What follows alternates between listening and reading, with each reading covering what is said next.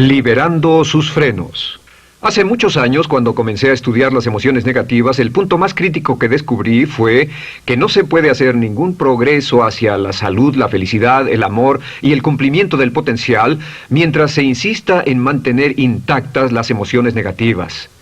Y lo único bueno de las emociones negativas, si es que tienen algo de bueno, es que las emociones negativas no son permanentes. Lo dice hasta Sigmund Freud, no hay un lugar permanente para las emociones negativas en el subconsciente. En otras palabras, son visitantes indeseados.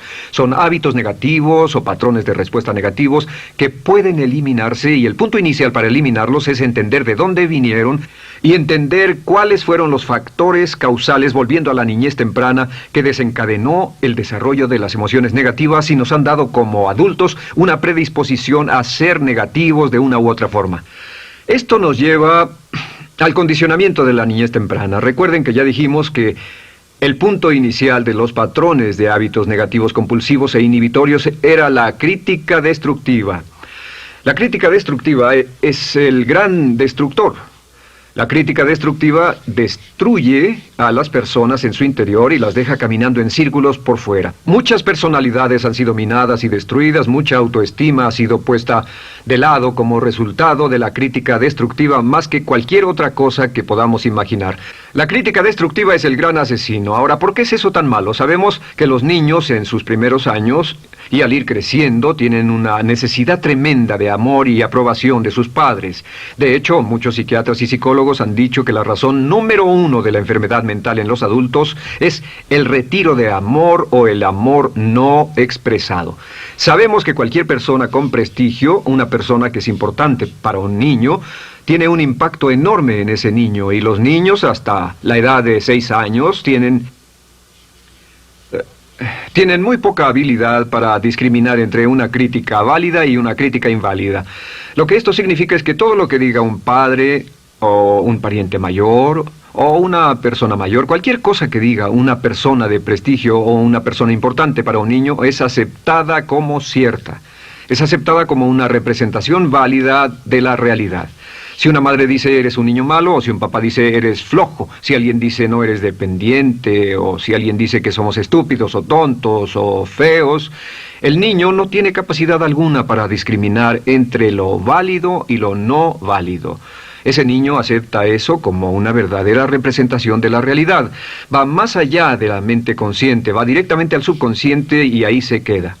Muchos de nosotros como adultos aún estamos viviendo en base a la información negativa que recibimos cuando éramos niños. Y después como adultos, ¿qué decimos? Pues decimos así es como soy, o siempre he sido así, o algunas personas dirán, pues es de familia, tu padre era así, los hijos son así, tu madre era así, etc. ¿De dónde viene? Nada de estas cosas es de familia. Por ejemplo, cuando estaba creciendo, mis padres habían sufrido la depresión y la depresión les produjo un impacto enorme. Y cuando hablábamos de comprar algo, lo recuerdo muy bien, mis padres se ponían muy tensos y decían, no podemos pagarlo, no podemos pagarlo, no podemos pagarlo, no podemos pagarlo.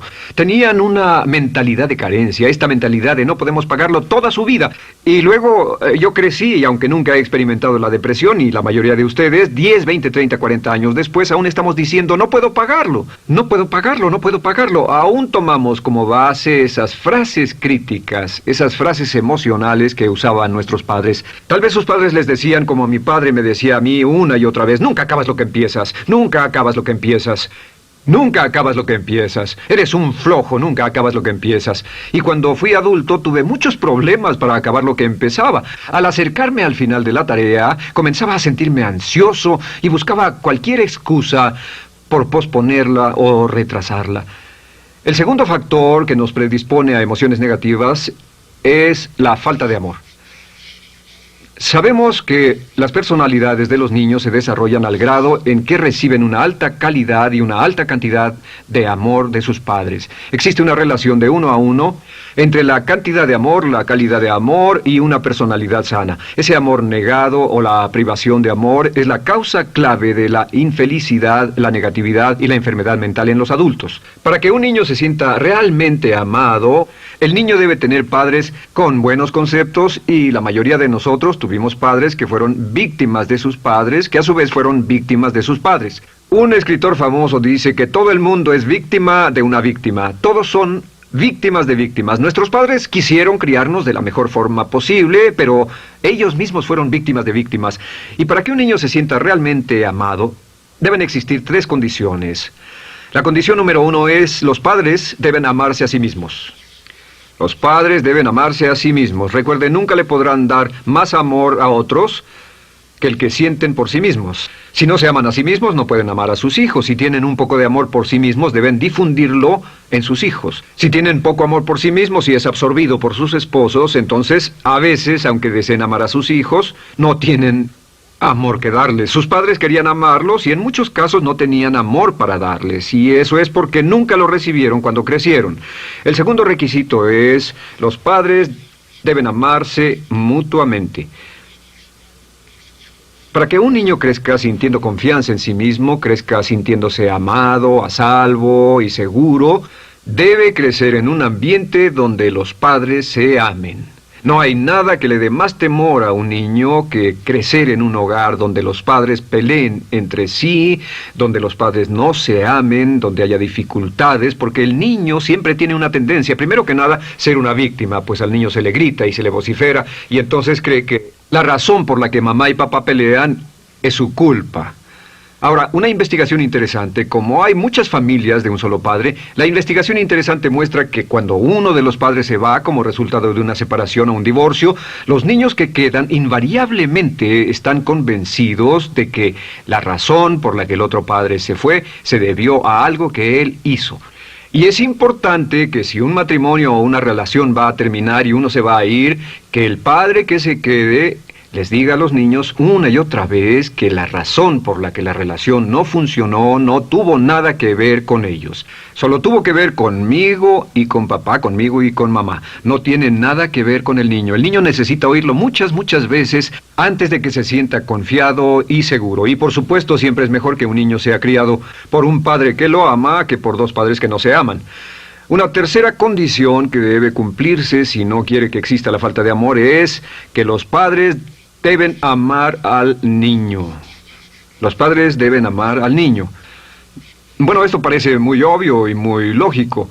La verdad es que, y esto es lo más difícil para usted y para mí como adultos, que ni siquiera lo pensamos, que es posible que nuestros padres no nos quisieron.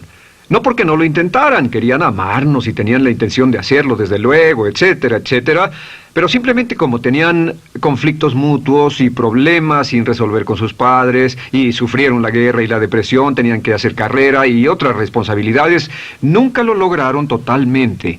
¿Entienden? Esa fue la dificultad. Lo deseaban, pero nunca lo lograron. La única forma en que puede amarse a un niño es pasando una gran cantidad y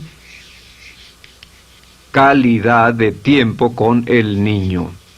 Tiempo en gran cantidad y calidad con el niño.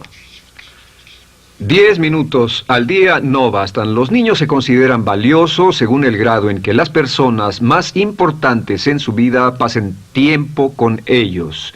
Si las personas más importantes en su vida, sus padres, solo pasan poco tiempo con ellos, los niños concluyen que la razón para ello es que tienen muchos defectos, que hay algo esencialmente malo en ellos y que por eso sus padres no pasan más tiempo con ellos. Los niños no piensan con la razón, lo hacen en forma emocional. Solo piensan: mi padre está aquí, me ama, y si no pasa tiempo conmigo, él o ella no me aman. Y si cualquiera de esas 3 condiciones existió o más cuando estaba creciendo, los padres no se amaban a sí mismos, o no se amaban mutuamente, o tal vez no lo amaban porque nunca lo lograron, aunque querían, entonces usted debe haber crecido en conjunción con la crítica destructiva que se llama culpa.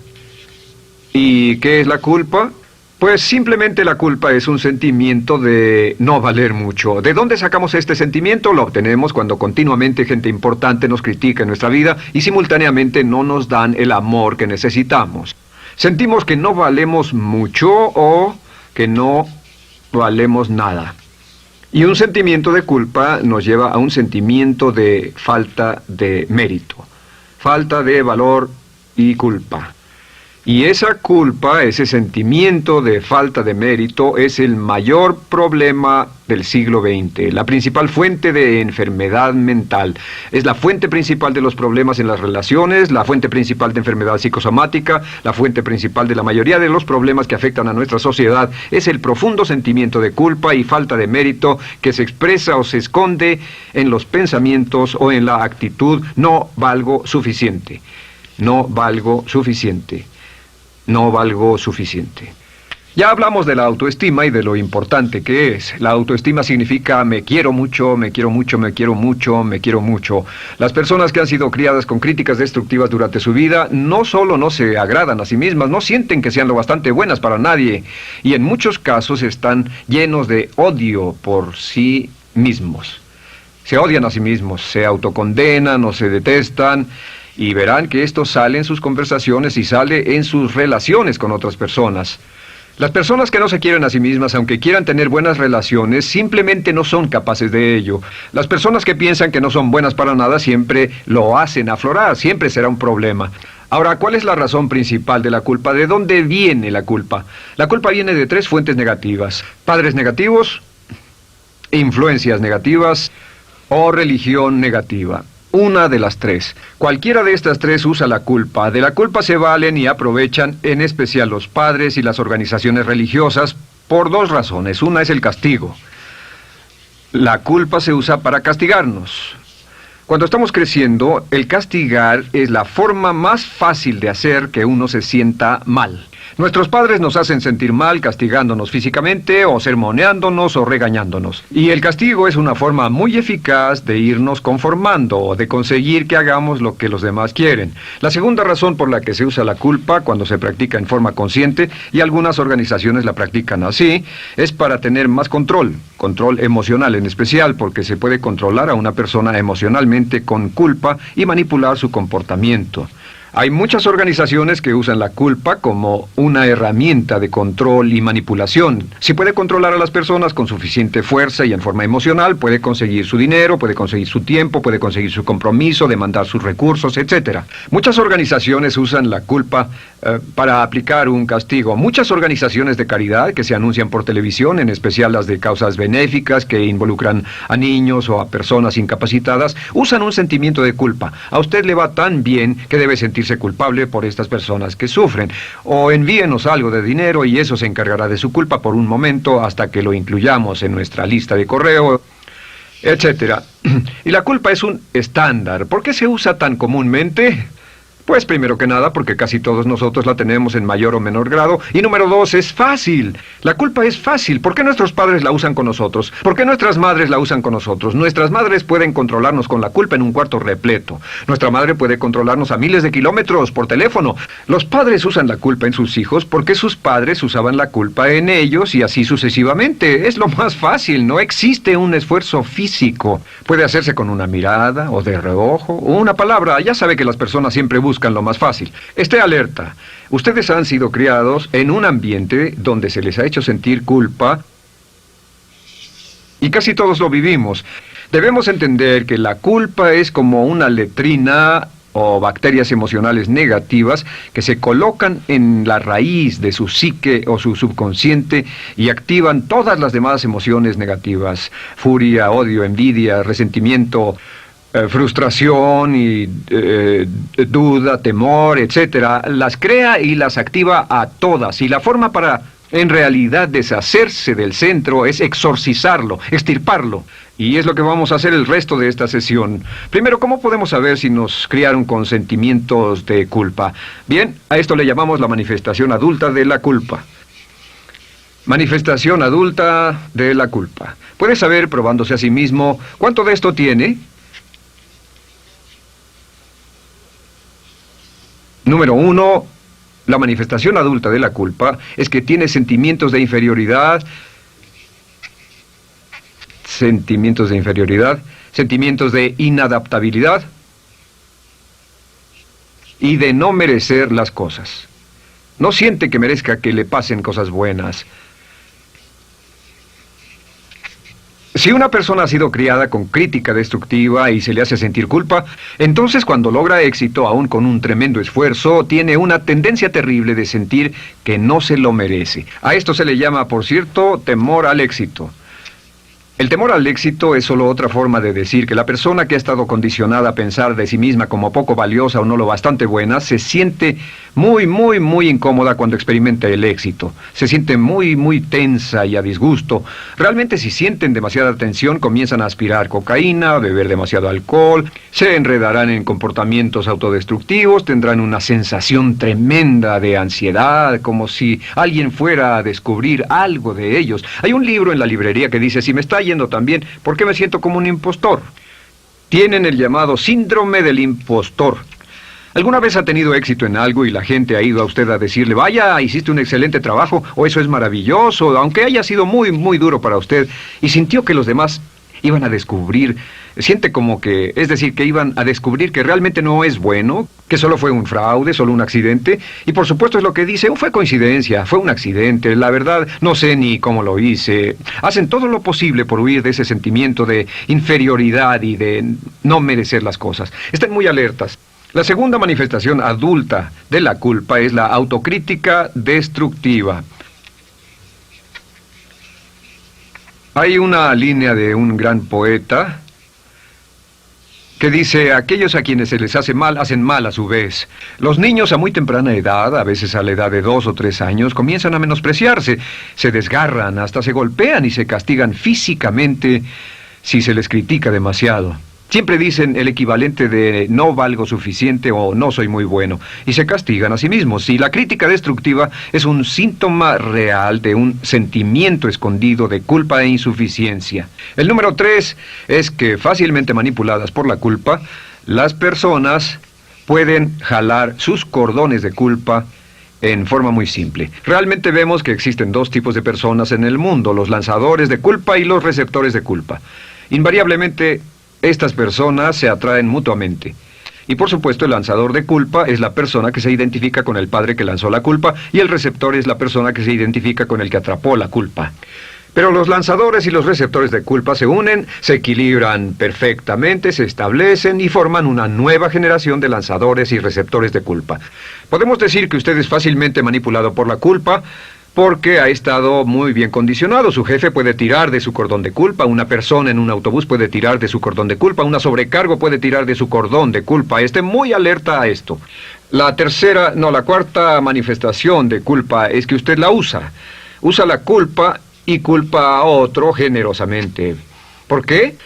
Pues si ha funcionado en usted, la hará funcionar en ellos. Le parecerá que es un intercambio, un trato muy justo. Usa la culpa y la culpabilidad y se convierte en la base de sus relaciones con los demás. Cuando algo sale mal, les echa la culpa a ellos. Algo sale mal, culpa a alguien más. En cuanto hay un problema, busca a quién culpar. Un experimento muy interesante con la cámara escondida hace algunos años, fue que hicieron una plancha de hielo y la pusieron en la acera sin que nadie los viera. No hacía mucho frío, pero lo hicieron y observaron cómo reaccionaban las personas cuando pasaban por ahí, cuando caminaban por ahí, llegaban a esa plancha de hielo, se desequilibraban y se resbalaban, y lo primero que hacían era observar a la persona más cercana a ellos, enojados, verdaderamente furiosos. En otras palabras, buscaban a quién culpar. Y si no había nadie cerca de donde habían caído, se levantaban otra vez, miraban a su alrededor, no había nadie y entonces pateaban el piso, pateaban con fuerza y se iban. Nuestra tendencia natural cuando algo sale mal es buscar a alguien o algo a quien culpar, en especial si nos criaron con una culpa continua. Y la quinta manifestación es lo que llamamos lenguaje víctima. Ahora recuerden que hablamos sobre la ley de concentración. Dice, lo que siembras cosecharás. También dice, si usas lenguaje de víctima, mantienes viva la culpa, la refuerzas, la edificas, la cultivas, la utilizas. El lenguaje víctima es lenguaje como no puedo, no puedo, no puedo. Cuando dice no puedo, no puedo, no puedo, envía un mensaje a su mente subconsciente y la mente subconsciente comprende que está inhabilitado, que no tiene control, que es una víctima. Y cuando desea poder hacer algo, su mente subconsciente retroalimenta su mensaje y dice no puedes, no puedes. Y lo segundo que dice es tengo que, y otra vez no tengo control, no estoy a cargo. Pero existe otra expresión del lenguaje víctima que debemos evitar, y es esta, trataré. Trataré, sea lo que sea, trataré. ¿Qué significan las palabras trataré? Pues déjenme decirles qué significan. Significan voy a fracasar y lo digo anticipadamente para que no me vengan con represalias. En otras palabras, dice trataré de llegar a tiempo, pero lo que está diciendo es tal vez llegue tarde y no pueden reclamarme porque dije que trataría. Cuando una persona dice trataré, está disculpando su fracaso por anticipado. Si fuera al doctor y el doctor lo examinara, lo auscultara y le dijera, pues está en pésimas condiciones, tendremos que intervenir, debemos llevarlo al hospital ahora mismo, me sorprende que haya llegado aquí. Usted dirá, bueno doctor, espero que haga un buen trabajo. Y él dice, trataré. Si él dice eso, usted seguramente buscará otro médico. O si va a un abogado. Lo culpan de algo y va a un abogado y le presenta su caso y dice, oiga, va a defenderme, y él dice, trataré. ¿Qué está diciendo? Está diciendo, escuche, he estudiado el caso y por lo que veo no hay mucha esperanza, pero lo tomaré de todos modos. Trataré son los que tratan de conseguir que les pague por anticipado. Otro juego de palabras que no debe usar. Por cierto, con respecto a trataré, lo que debe decir es lo haré o no lo haré. No trataré. Si alguna vez en nuestro negocio, tenemos un negocio muy activo, si llamamos a alguien y le pedimos alguna cosa o algún trabajo y dice trataré de conseguirlo para el viernes o trataré de terminarlo a tiempo, al instante sabemos que lo que quiere decir es que quiere sentirse libre, no comprometerse. Así que nunca dejamos que nadie se vaya con un trataré, debe ser hecho o no, y queremos obtener una seguridad. Si hace falta, nosotros lo hacemos. Cuando dicen trataré, lo que están haciendo es que se están lavando las manos. Esté alerta, la otra palabra es desearía. Dicen que un deseo es una esperanza o una meta sin energía detrás. Desearía. ¿Qué significa un deseo? Desearía significa que me gustaría tener algo, pero sé que nunca lo podré tener. Cuando dice desearía bajar de peso, ¿qué significa? Las palabras no dichas son, pero sé que no puedo. ¿Por qué no? Por las excusas que tiene y el metabolismo que tiene y los problemas, etcétera. Siempre hay razones por qué debe salir, etcétera. Desearía dejar de fumar, desearía estar en forma. Desearía, desearía, desearía. Cuando usa la palabra desearía, le muestra al subconsciente que esto es algo que no cree que le sea posible lograr o adquirir. Entonces el subconsciente descarta completamente esto como meta y no le da energía, ni motivación, ni impulso, ni deseo de lograrlo. Así que esté muy alerta al lenguaje víctima. Esté alerta a la expresión sí, pero. O lo haría, sí, pero. Alguien le dice, haga esto, y usted dice, sí, pero. La palabra pero, por cierto, es el gran borrador. Si una persona le dice, podría incrementar sus ingresos o incrementar su rendimiento, ser una persona mejor o más feliz o bajar de peso o lo que sea, no importa. Y usted dice, sí, pero. Lo que está diciendo es que está borrando toda la aseveración que ha dicho antes. Manda un mensaje a su subconsciente que dice, no hay posibilidad. Y no hace esfuerzo, no otorga energía, no ejerce capacidad alguna hacia el logro de esa meta. Y las personas que han sido criadas con culpa tienen 5 cualidades o 5 manifestaciones de adultos. Una es que se sienten inferiores, se sienten inadecuadas, sienten que no merecen que les pasen cosas buenas. Estén muy alertas a eso. El número 2... se autocompadecen continuamente, usan la autocrítica destructiva. El número 3, usan la culpa y la culpabilidad en ellos y en otros. El número 4, son manipuladas por la culpa. Y número 5, usan lenguaje víctima. Así que, ¿cómo nos deshacemos de la culpa? ¿No es sorprendente cómo se aclara esto? Este pizarrón, todo se borra. Tengo una varita mágica cuando me voy a sentar al escritorio. Entonces, ¿cómo nos deshacemos de la culpa?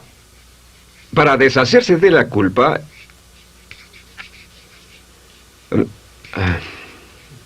este es el proceso. Tiene algunos pasos importantes. Número 1, el primero de la lista, elimine la autocrítica. Elimine la crítica autodestructiva. En otras palabras, nunca diga nada destructivamente crítico de usted mismo. No lo diga. Esta es la regla básica. El subconsciente acepta lo que diga usted como cierto, como un mandato. Así que no diga nada de sí mismo que no desee sinceramente que sea cierto. No diga estoy cansado, estoy gordo. No diga no puedo o debo. No diga nada a menos que quiera que sea cierto. Las palabras que van después de la palabra yo son las palabras que su subconsciente registra como mandatos, excepto cuando dice yo desearía o lo intentaré. Así que elimine la crítica destructiva. Siempre hable en términos positivos sobre usted. Me gusta mi persona, puedo hacerlo, lo haré, escogí hacerlo, pero nunca diga no, no puedo. Número 2 es no dejarse manejar por la culpa. Rehúse ser manejado por la culpa. Porque cada vez que le permita a alguien que lo manipule por la culpa, ¿sabe qué pasa? Refuerza y hace más poderoso el efecto de la influencia de la culpa en su vida. Cuando yo crecí, debo decir que yo crecí en una familia que estaba muy influenciada por la religión negativa. Realmente mi madre, Dios la bendiga, tenía un cinturón negro en el pecado e hizo un trabajo verdaderamente soberbio en ello. Y yo tardé en sobreponerme. Cuando me casé con Bárbara, ella también venía del mismo tipo de familia y recapacitamos. Hay una hermosa respuesta cuando uno de los dos caía de nuevo en los viejos patrones. Decía, no tratas de hacerme sentir culpable, ¿o sí? No tratas de hacerme sentir culpable, ¿o sí? Solo diga, no tratas de hacerme sentir culpable, ¿o sí? Y no deje que las personas lo manipulen usando la culpa. El número 3, no use la culpa o la culpabilidad y anuncie que no va a usarla. No la use en otras personas y permita que sus hijos o su cónyuge digan lo mismo. No tratas de hacerme sentir culpable, ¿o sí? Repítalo una y otra vez. Y si la otra persona le dice eso es lo que trato, contéstele no va a funcionar. Y no funcionará. Es que la culpa solo funciona mientras usted no sepa que está siendo usada en usted. El número 4 es lo que llamamos la ley del perdón. Es la más importante de todas. Realmente es el centro, es el meollo de toda esta sesión. La ley del perdón simplemente dice que usted está sano mentalmente hasta el grado en que pueda perdonar libremente y olvidar las ofensas. Que su habilidad para perdonar a los demás es la clave que determina su felicidad y su éxito en la vida. Su habilidad para perdonar a los demás es la única forma de eliminar la culpa. Su disponibilidad para perdonar a los demás y olvidar ofensas es el determinante más importante de si usted está o no totalmente integrado y es un adulto que funciona como ser humano. Porque la tendencia de culpar y de guardar rencores es una tendencia patológica infantil que la poseen todas las personas que están enfermas mentalmente. La habilidad para olvidar, para perdonar libremente, es la marca del ser humano realmente iluminado. Ahora, acepte eso como real. Hay 4 personas a las que debe perdonar. Número 1, perdone a sus padres. Perdone a sus padres por todo lo que le hayan hecho para herirlo. La mayoría de nuestras investigaciones muestran que casi todos nuestros problemas como adultos se remontan a no estar dispuestos o no poder perdonar a nuestros padres por algo que hicieron que nos hirió. Perdónelos un 100%, escríbales, llámeles por teléfono, dígales, o cuando menos perdónelos en su corazón, pero perdone a sus padres. Número 2, perdone a los otros. Perdone a todos los demás. Perdone a todos los que lo hayan herido de algún modo, por cualquier cosa, y déjelo así. Ahora, hay muchos que dicen no puedo perdonar a esa persona por lo terrible que me hizo. Pero recuerde esto, el perdón es perfectamente egoísta. El perdón no tiene nada que ver con la otra persona, solo tiene que ver con su paz mental y con su propia integridad mental. Número 3, perdónese a sí mismo. Perdónese por todas las cosas débiles, tontas, insensatas y estúpidas que haya hecho, porque todas las personas han hecho cosas tontas, insensatas, estúpidas y ridículas, pero perdónese en un 100%. Y finalmente, la última parte de esto, si ha hecho algo que hirió a alguna persona, vaya a disculparse.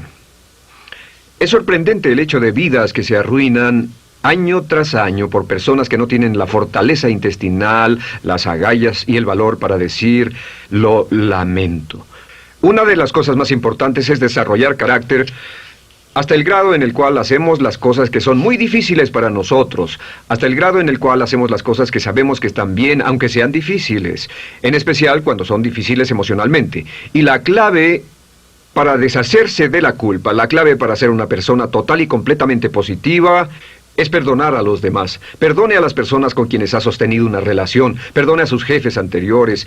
Perdone a los amigos que lo han herido. Perdone las inversiones que estuvieron equivocadas. Perdone a los jefes que lo despidieron. Perdone a sus padres. Perdone a todo el mundo. Desarrolle una actitud hacia la vida con la que rehúsa guardarle rencor a los demás. Solo repita una y otra vez: los perdono a él o a ella por todo. Los perdono por todo. Los perdono por todo. Y eso es todo. La clave para librarse de las emociones negativas es rehusarse totalmente a continuar con cualquier situación negativa. No olvide que es un acto muy egoísta y será tan egoísta como usted quiera. El acto del perdón lo libera y libera a la otra persona y le garantiza que se moverá rápidamente hacia el cumplimiento de su potencial. Para tener éxito, una mujer debe ser mejor en su trabajo que un hombre. Golda